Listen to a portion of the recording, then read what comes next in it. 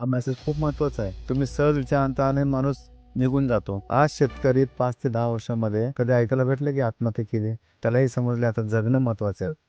तो पोशिंदा जगला म्हणून आता इथपर्यंत आपण मेहनत घेतो आणि जगतोय. खरं आहे का नाही? तुम्ही आज युवा पिढी का झडताय की आपल्या गावात काहीतरी कला सेंटर यावं? कारण तुम्ही त्या गावाला फॅशन कॅरी आणावं.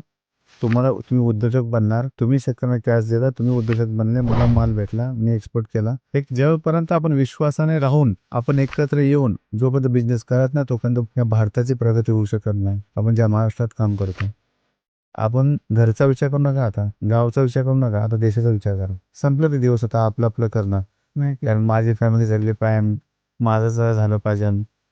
तुम्ही दोघं क्लासमेट आहेत, ठीक आहे ना. हे तुम्ही बिझनेस झाल्यानंतर मग तसं तुमचं मैत्री राहिले पाहिजे.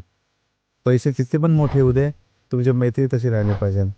जर पैशामुळे जर वैर नसेल तुम्ही एकत्र येऊच नका. मग आहे ती मैत्री खूप महत्त्वाची आपल्याला.